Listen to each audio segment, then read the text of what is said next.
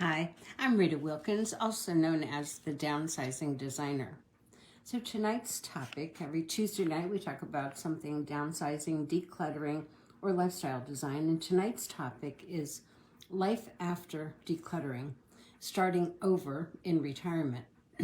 So isn't it interesting that for years you've looked forward to retiring, you planned for it, you get excited about the thought of new adventures, a new lifestyle, sleeping in late sometimes, and controlling your own schedule and having time to do what you want when you want.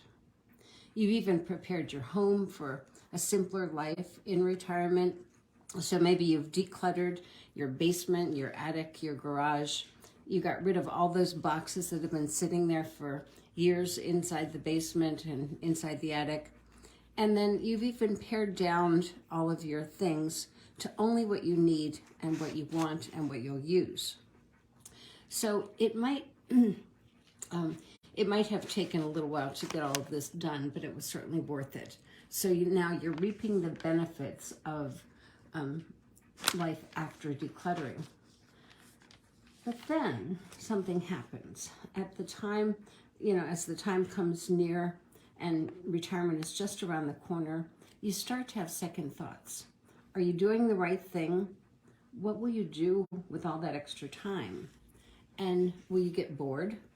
And what will give your life meaning and purpose if you're not working?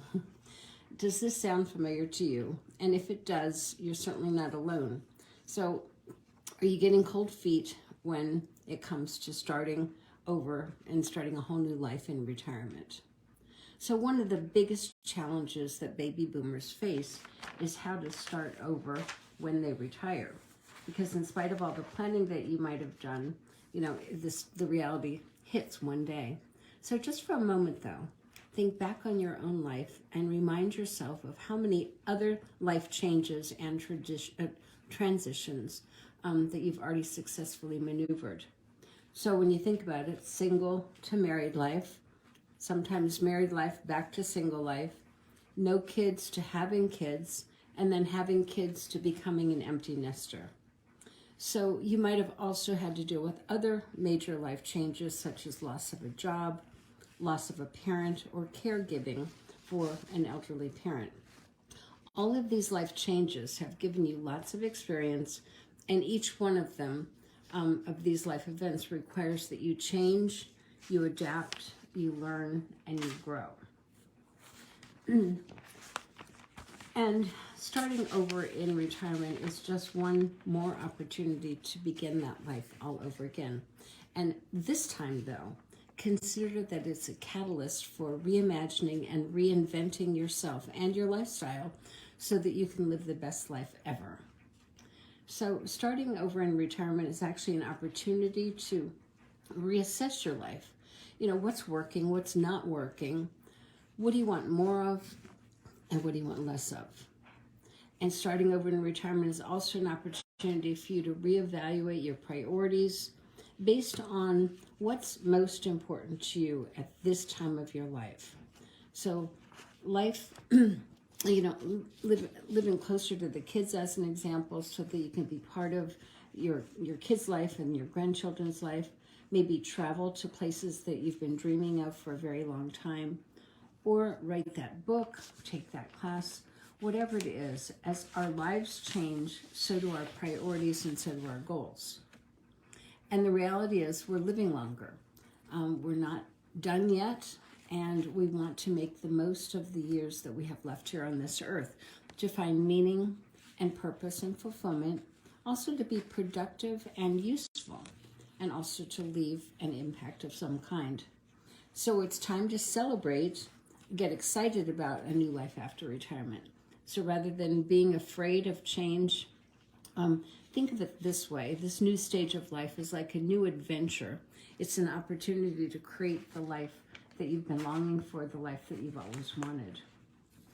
So here are just a few ideas that will help you prepare for the ride of your life. So number one, put yourself out there.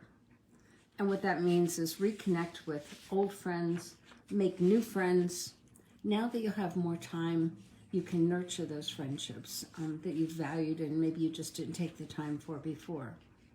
The second tip is to get moving and get healthy. So walk, run, jog, play pickleball, play golf, whatever the activity that you choose. You now have more time so you can schedule it and actually make it happen. And the third tip is to do something new every single day. So if you have a certain path that you walk a different way. Challenge yourself to join a group that interests you or create a new recipe. Each one of these things is doing something new every day, and doing something new each day will challenge you to keep yourself and your brain active, and you never know what might happen and what you might discover. So the fourth tip is to keep on learning. You might have always wanted to learn to play the piano, to play another instrument. Now you have time. You might also have been wanting to learn a new language, learn to tap dance, whatever it is. Now you have time to learn and to grow. And the last thing is to travel a lot. So many places to go. So get out that bucket list, start checking it off. Now that you have time, to learn, to go, to meet new people, and to grow. Each one of these ideas will get you going and get your energy and engagement up.